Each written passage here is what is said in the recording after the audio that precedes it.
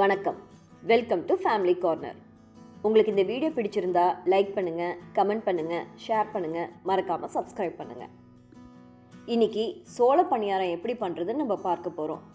ஒரே மாவை வச்சு நம்ம இனிப்பு காரம் ரெண்டையும் செய்ய போகிறோம். ஒரு பாத்திரத்தில் 1 கப் முழு உளுந்தும் 1 டீஸ்பூன் வெந்தயமும் சேர்த்து நல்லா கழுவிட்டு 4 மணி நேரம் ஊற வைக்க போகிறோம். இன்னொரு பாத்திரத்தில் 1 கப் பச்சரிசி, 1 கப் புழுங்கல் அரிசி, 2 கப் சிகப்பு சோளம், இது எல்லாமே சேர்த்துட்டு நல்லா கழுவிட்டு இதையும் 4 மணி நேரம் ஊற வச்சுக்க போகிறோம். 4 மணி நேரம் ஊறின உளுந்து வெந்தயம் அதை கிரைண்டரில் தனியாக போட்டு ஆட்டி எடுத்துக்க போகிறோம்.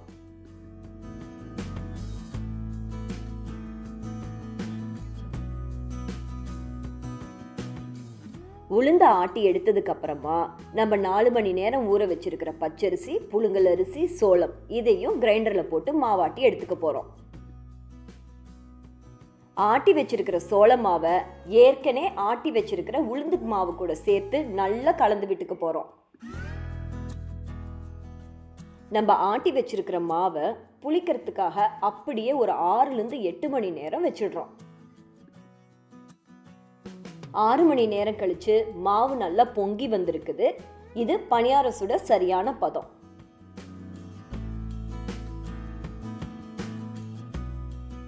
ஒரு பாத்திரத்தில் எண்ணெய் கொஞ்சம் சேர்த்திக்கோங்க. எண்ணெய் நல்லா காஞ்சதும் 1 டீஸ்பூன் கடுகு பொரிஞ்சதும் 1 டீஸ்பூன் உளுந்தம்பருப்பு, 1 டீஸ்பூன் கடலைப்பருப்பு இதையும் சேர்த்து நல்லா தாளிச்சுக்கோங்க. அது கூடவே 1/4 டீஸ்பூன் பெருங்காயத்தூள், பொடிதாக நறுக்கிய கருவேப்பிள்ளை,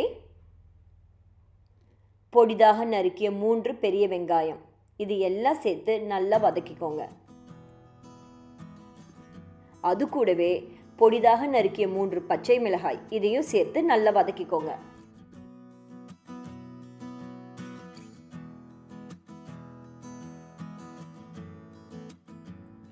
அது கூடவே தேவைக்கேற்ப உப்பையும் சேர்த்து நல்லா வதக்கிடுங்க. நம்ம ஆட்டி வச்சிருக்கிற சோள மாவை ஒரு பாதி கார பணியாரத்துக்கும் மறு பாதி இனிப்பு பணியாரத்துக்கும் நம்ம தனியாக எடுத்து வச்சுக்க போகிறோம்.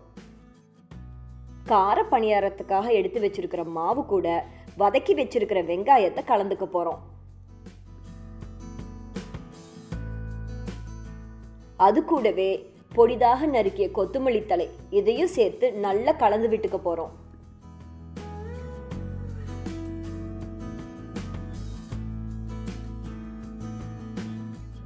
பணியாரக்கல்ல மிதமான தீயில வச்சு சூடு பண்ணிக்கோங்க.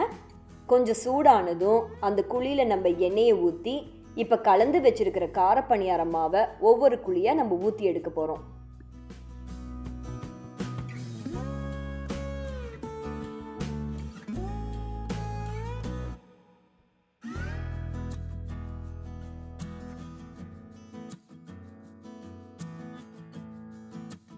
பணியாரம் ஒரு பக்கமாக வெந்ததும் நம்ம அதை திருப்பி மறுபக்கத்தையும் வேக வச்சுக்க போகிறோம்.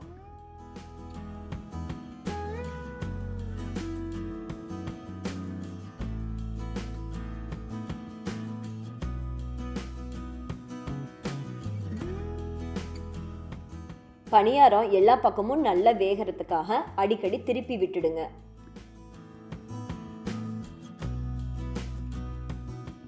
ரெண்டு பக்கமும் நல்லா வெந்ததும் நம்ம பணியாரத்தை எடுத்துடலாம்.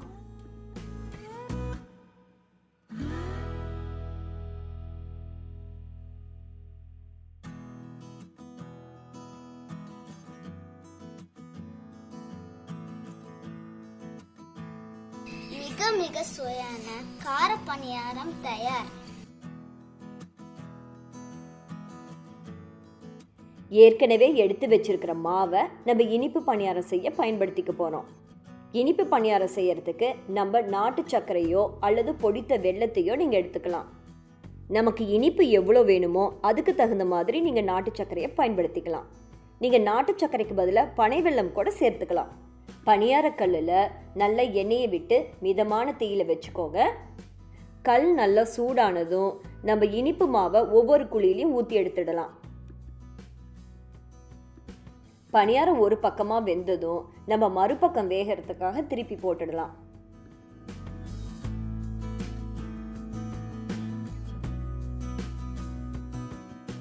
பணியாரம் எல்லா பக்கமும் நல்லா வேகிறதுக்காக அடிக்கடி திருப்பி விட்டுடுங்க.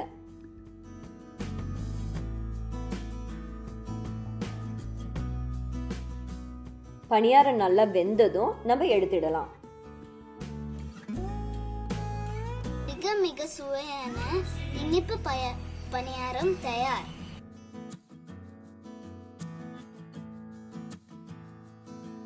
மிக மிக சுவையான இனிப்பு மற்றும் கார சோள பணியாரம் தயார்.